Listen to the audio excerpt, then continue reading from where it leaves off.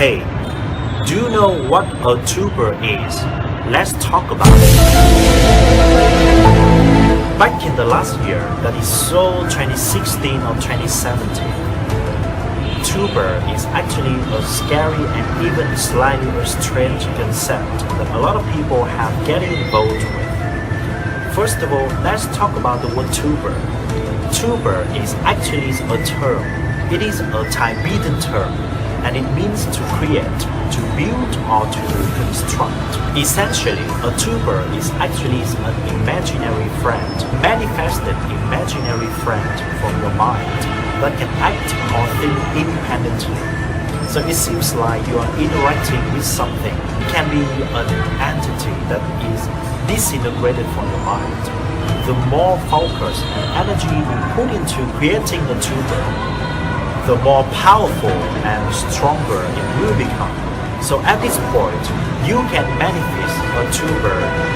It can think or advise you on things that help you get through life while living inside your mind. Tuber can come in various forms, but it doesn't necessarily has to be a human being.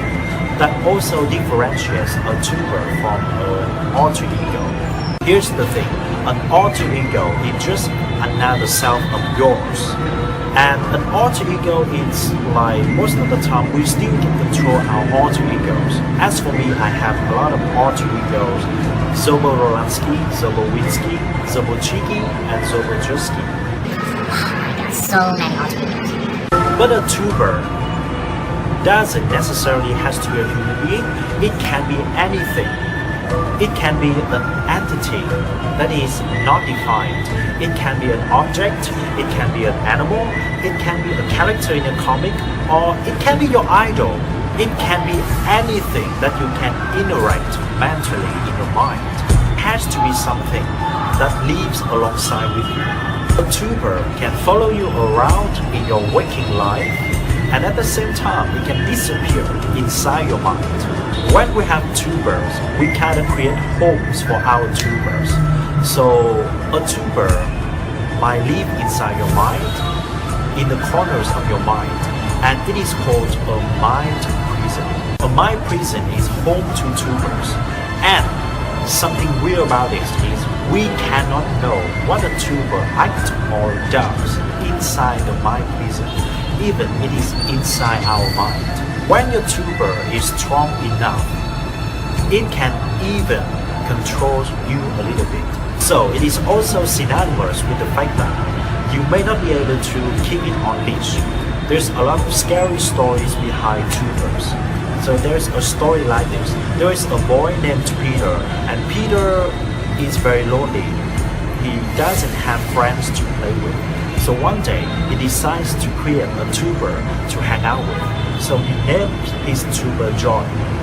Joy is actually a teddy bear, and it can speak, it can talk, and especially it can give Peter advice when Peter is feeling down.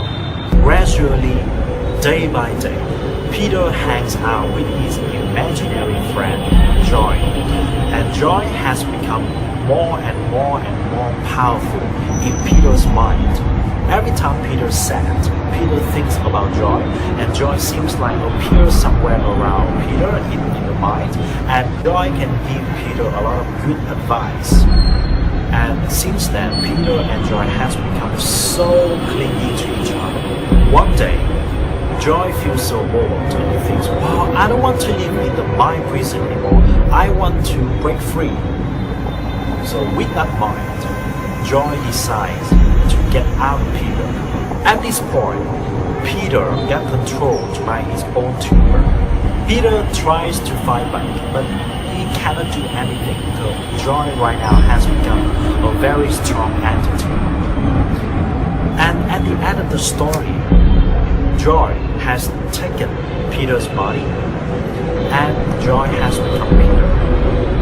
And Peter now actually is just someone being locked inside the mind prison. Wow, that is so scary. So now I just want you to close your eyes. Think about the person. Please close your eyes. Think about the person. Just listen to yourself to see if you can hear someone is calling deep inside your mind. And ask yourself another question. Is that a tuber trying to call for you to break free in agony? Or it's just you trying to break free from your own prison? Thank you guys so much for listening. That is all I want to tell you about tuber. Peace out.